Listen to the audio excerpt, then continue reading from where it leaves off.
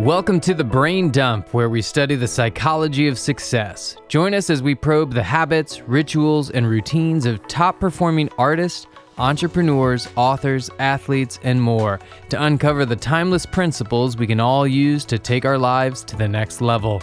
Are you ready to plunge the grunge that's been gunking up your mind's eye? Great, then let's get to it.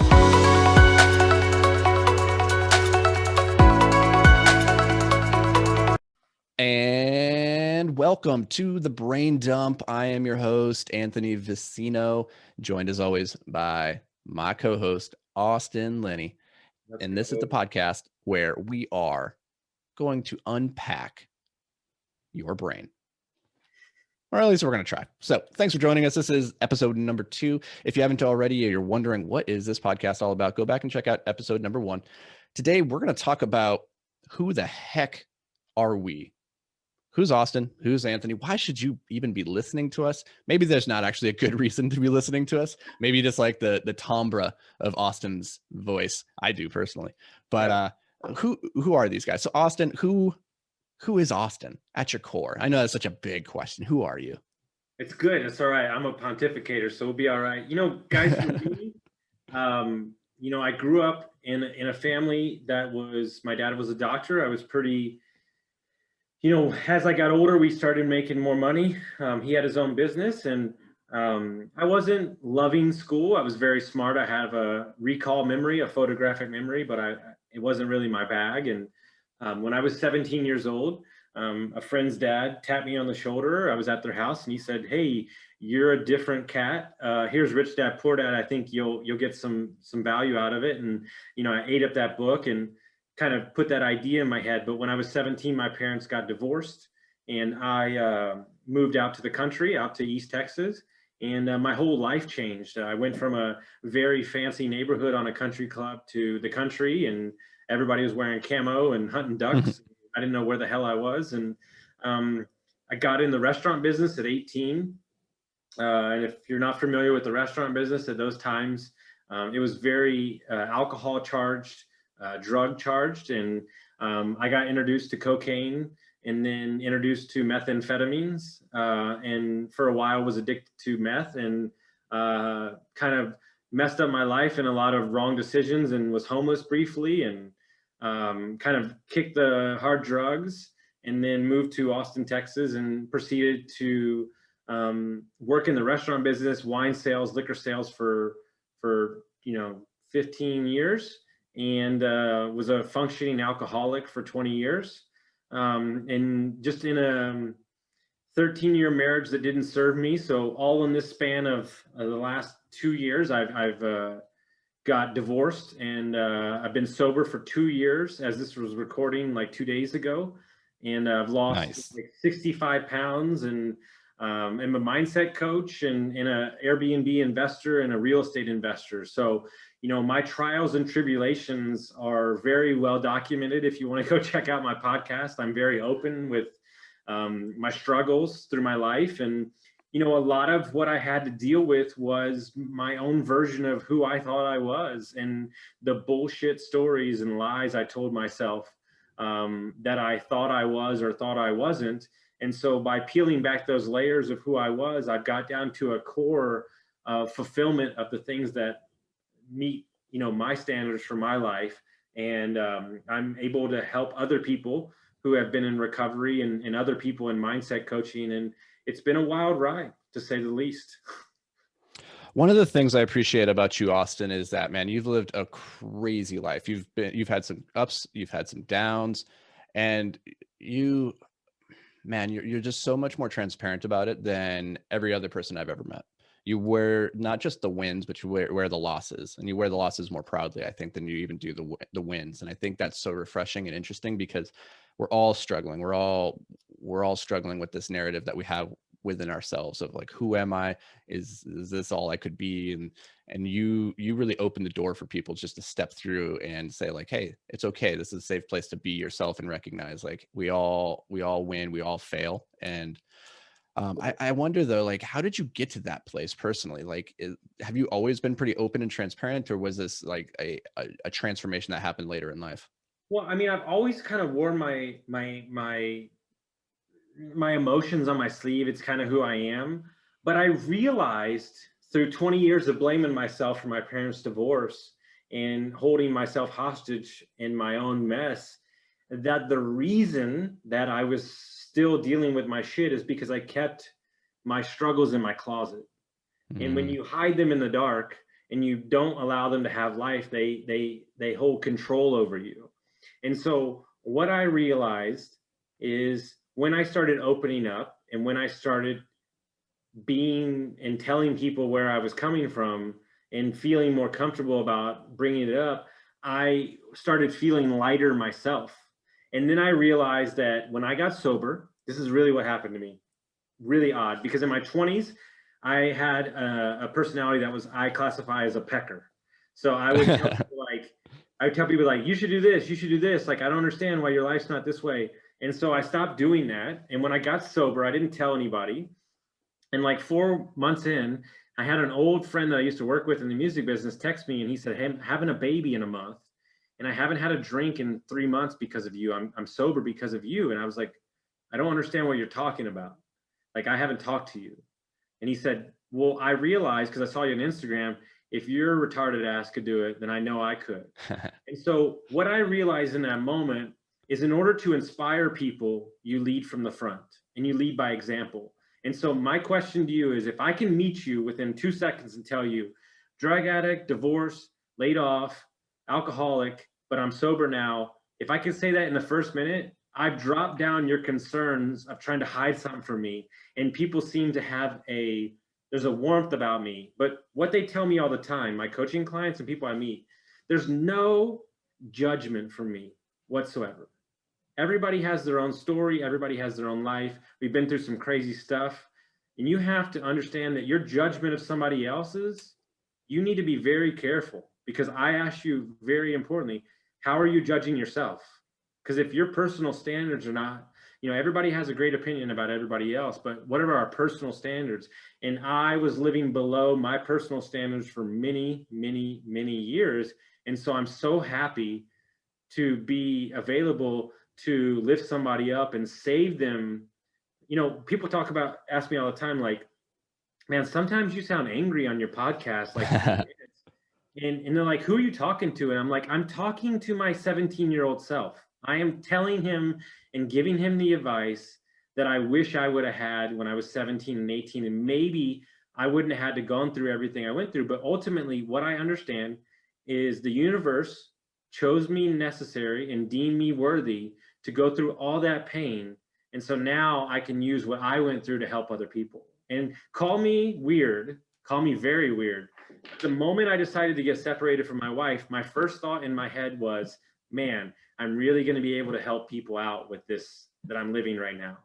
And mm. so my thing is to always serve, and that's just kind of where this like vulnerable. And then you start sharing it on a platform of a podcast, and people are digging it. And you're like, oh shit, Oh, they that's pretty really rad. like this. Yeah. Yeah. So then that's kind of opened the door to like just go with it, Yeah, this reminds me, we are our harshest critic inside our own brain. We hold people in higher regards than we hold ourselves, and that gets into a lot of difficulty. And we go on a lot of podcasts. We have a lot of conversations, and one of the questions a lot of people like to ask us in our industry of real estate investing, where we're doing pretty well in life from a financial standpoint, is one of the questions people ask is, what's your favorite way of giving back? Like, how do you contribute?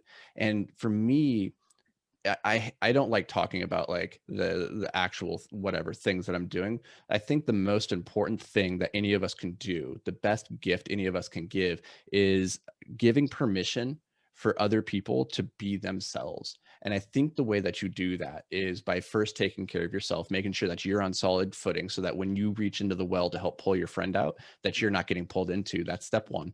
And then step two is actually just giving people the vision of saying, like, this is what it looks like to strive and achieve and fail. And because failure is such a large part of achieving. And I think a lot of times we gloss over that part. And I think a lot of us then suffer in silence because we assume we're the only ones that are sucking. And I think the best gift that you can give, the best way you can give back, is what you're doing, I think, in your life, Austin, where you come in and from the first 2 minutes, you're like, bam, bam, bam, bam. Here's my shit. Your shit is okay. And it's like, oh man, all right, I'm going to be okay in this place. Like, Yeah. and now we can start growing together because we're no longer worried about like presenting our best selves or pretending or like trying to posture. You know what's interesting? I'm going to share something I've never shared ever with anybody. Here it comes, people. Episode Because 2, brain dump, you made me once in a realize lifetime. You really made me realize something. One of the problems with my ex-wife was I masked everything that was going on in my life with I was always happy. And it drove her fucking crazy that she felt like she was the only one going through some shit. And now that I look at that, I realize that that is not a strength. It's actually a weakness. And it makes other people feel uncomfortable when you gloss over things that are really affecting your life. That's absolutely true. That's incredibly powerful. Yeah.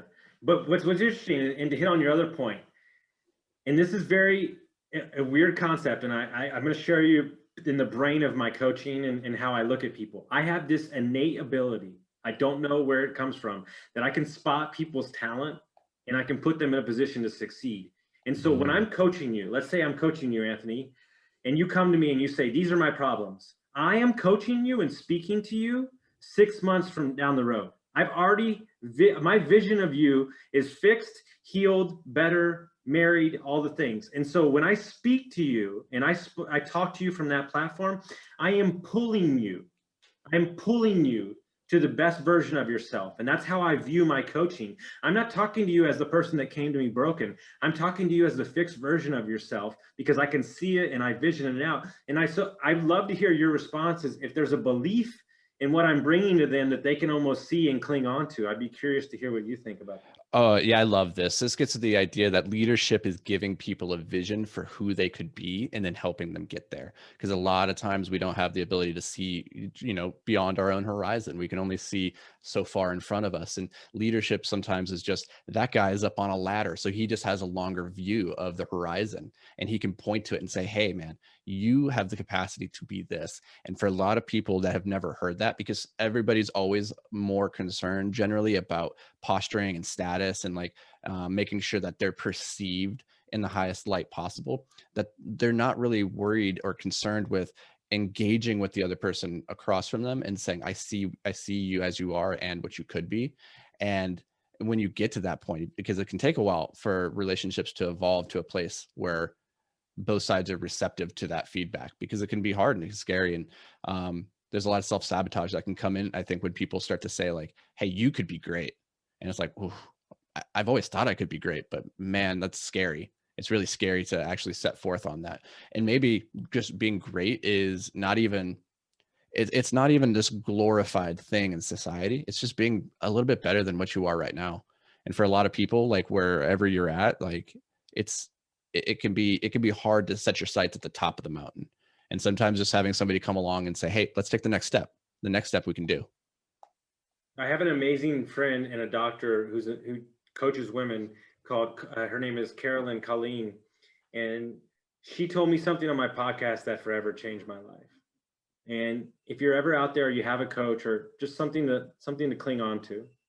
She said when she got divorced and she had 3 kids, she didn't love herself enough to change, but she borrowed the love that her daughters had in her and long enough for her to believe in herself. Sometimes you have to cling on to somebody else's belief in you. And me as a coach, I am that person for my coaching clients. And they lean on my belief and my energy long enough for them to pick themselves back up to believe it in themselves. Yeah, that's powerful. I love that. I love that idea. Yeah. Well, let's talk about, we talked about me. Let's talk about he might be the James Bond of investing. We don't even know. He's got so many facets. He's very slippery. So what about you, my brother? Yeah. I think, there's so many angles you could talk from when you're talking about like your personal story and like where you come from and trying to make it relevant. For me, I want to take this tact. It's that I have been failing my way to success my entire life. And it started when I was 13 years old and I had just won the South Dakota State Chess Championship. I was at the height of my chess career at that point. It wasn't the biggest tournament I'd ever won. It wasn't the hardest competition I'd ever faced or anything. But what happened after the tournament was a formative experience that stayed with me, and I've thought about pretty much every single day of my life since then. So to tell that story, I got to rewind just a little bit. My dad and my mom got divorced a year before that. And my dad was an Army guy, and he was traveling the world, and we were living from base to base to base, and I didn't get to see him a lot. So when he was home, in the same way that every kid, every boy looks up to their dad and thinks he's a superhero, I did that. And then when they got divorced, he moved to Minneapolis, and I was still living in Sioux Falls at that point. And for people who aren't familiar with Midwest topography, that's a 4-hour drive. So it wasn't like I was getting to see my dad every day anymore. Well, my dad had custody of me and my sister every weekend, and he would make that drive every single weekend, come and hang out with us. But he wasn't like this emotional, super gushy guy. He'd just show up, we'd hang out, and he'd leave. And so it was like this weird thing for a long time where I didn't realize like the sacrifice he was making to come and hang out with me every weekend. Because when he was there, it didn't really seem like he was all that emotionally present. So I tell that story because the day of the South Dakota State Chess Tournament, he had custody of me and my sister, and he drops me off at the tournament. I assumed that he was going to come in with me, but he didn't. He drops me off and he says, "We'll be back when it's over to pick you up." And that was it. Like, I was just all of a sudden alone. And that's okay, because I didn't need anybody there for emotional support, whatever. Like, I was going to go there to do the job that needed to get done. And so I went in there and won the tournament. And he comes and picks me up at the end. And I get in the car. I got this big trophy that's the size of me. I put in the back seat and I get in. And he says, "How did you do?" And I said, "I won." And his response has stuck with me every step of my life ever since. It was, "Good. You were supposed to." It wasn't "Congratulations. Great. I knew you could do it." It wasn't any of that. It was, "Good. You were supposed to." And that it did two things to me simultaneously at that point. It put a chip on my shoulder, and it also set the expectation in my life that no matter what I would do from that moment forward, whether I went on and became a professional snowboarder, professional rock climber, I started writing science fiction and fantasy novels, published 12 of those, became, award-winning author, or I built, 3 businesses from the ground up to over $1 million in less than a year. Like, it didn't matter what I did anymore, because it was always, you were supposed to. And when you are supposed to win, you no longer enjoy the act of the process or the winning or any of that stuff. Now, I tell you all that because it took me until I was about 30 years old to finally understand what he was asking that day and what he meant when he said, "Good, you were supposed to." And when I figured it out, it changed everything, because before that I was achieving things, but I wasn't feeling fulfilled by those things. And after that, I now had the recipe for coupling achievement and fulfillment. And the last 7 years of my life have been really good as a result. And so here's what I realized. My dad knew that I won that day. He wasn't asking that question. He could look in the back. He could see the trophy. He knew I won. When he said, "How did you do?" I misinterpreted it. I said, "I won." That's not what he was asking. What he was asking was, how did I do relative to what I could do? So when he said, "Good, you were supposed to win," he was talking from fact. Like, I was the favorite. I was supposed to win. That wasn't the question. The question was, how did I perform? Did I play well? And this all clicked in my head one day when I was watching Star Trek. And there's a scene where Data, who is like this human cyborg, he has played this game and he's lost. And Jean-Luc Picard comes in, and Data's like really upset. He can't figure this out. He's like, "I played perfectly. Why did I lose?" And Jean-Luc Picard says, "You can do everything right and still lose. That's not weakness. That's life."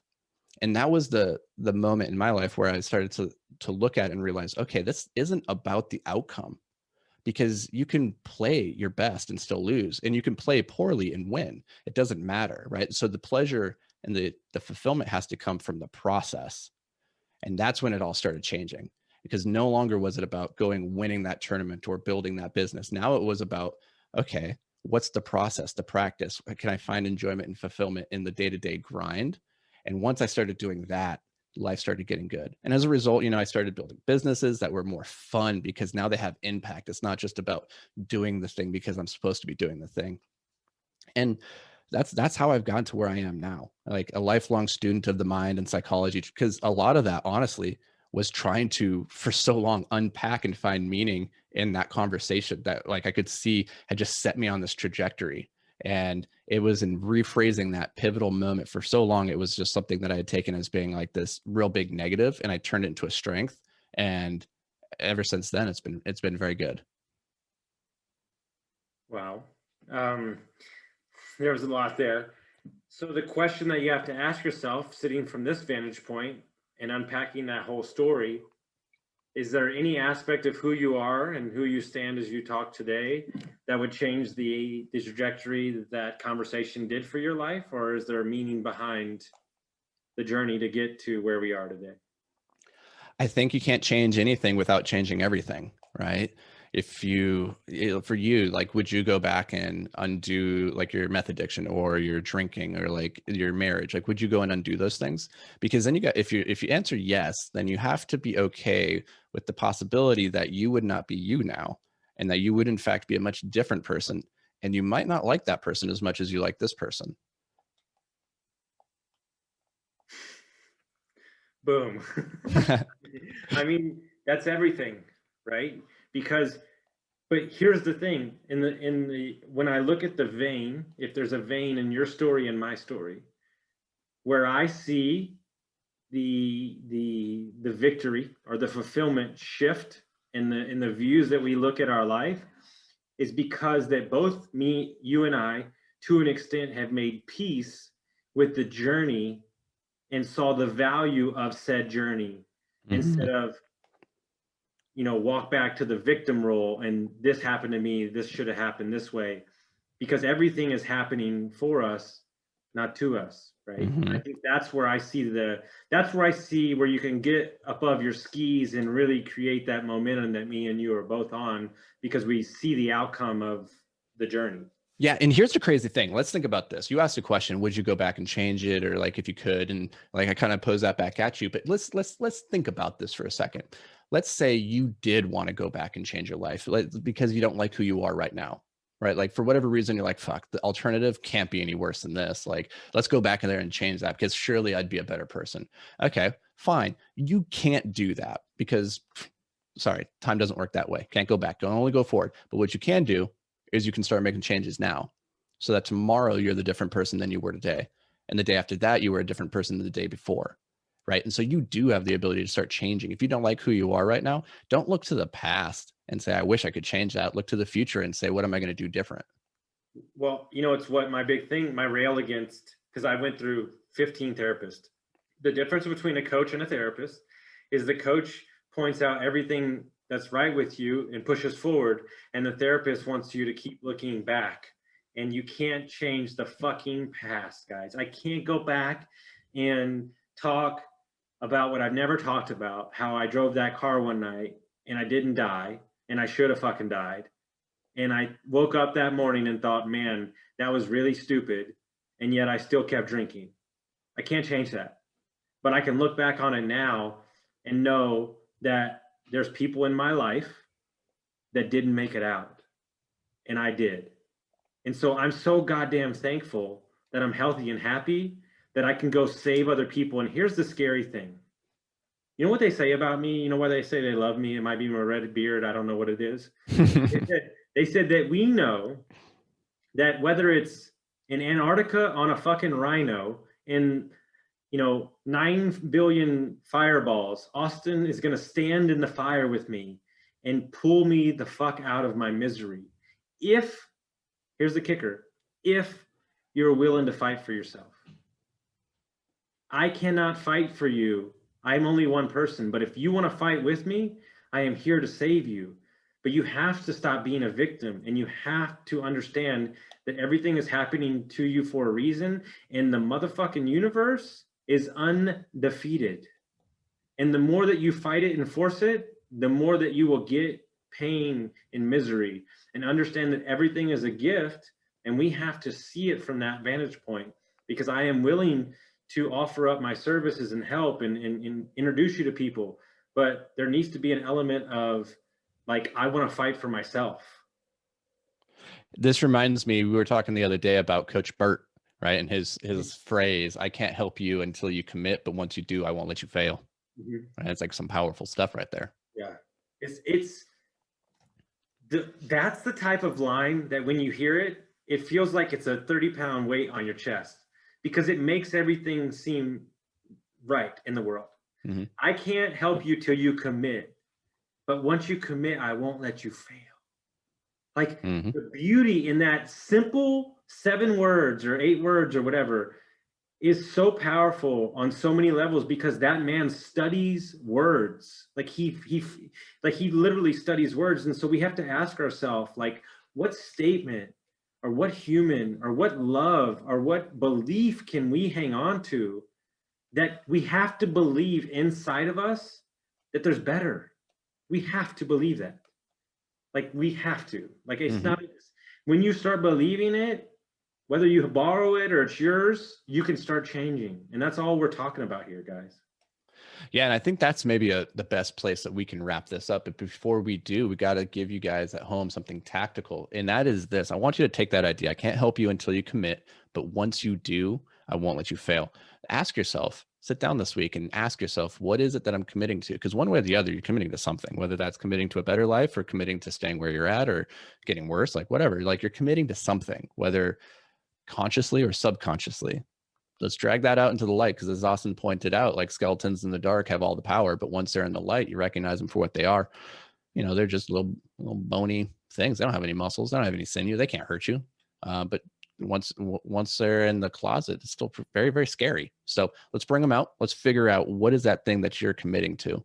Write it down, send it over to us. Go over, leave us a review, let us know, share this with somebody who could be impacted by it, and we'll catch you guys next week. Thank you, guys.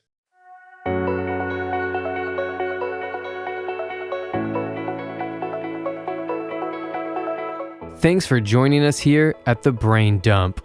Now, before you go, it's important to solidify what you've learned here today by taking action.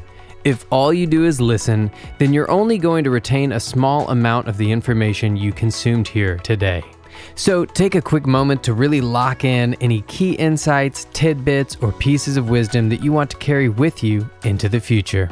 You can do this by heading over to iTunes and leaving a review with your top 3 takeaways from this episode. If you've already left a review, first, thank you so much. Second, it's time to start a brain dump journal. It doesn't have to be fancy, just a slip of paper will do where you can record a couple quick thoughts from each episode. Science shows this is one of the best ways to ensure long-term retention of new information. And finally, if you've got a brother, a sister, a coworker, or a best friend that you think would benefit from this episode, do them and us a favor and share with them this episode. Your support, as always, means the world to us.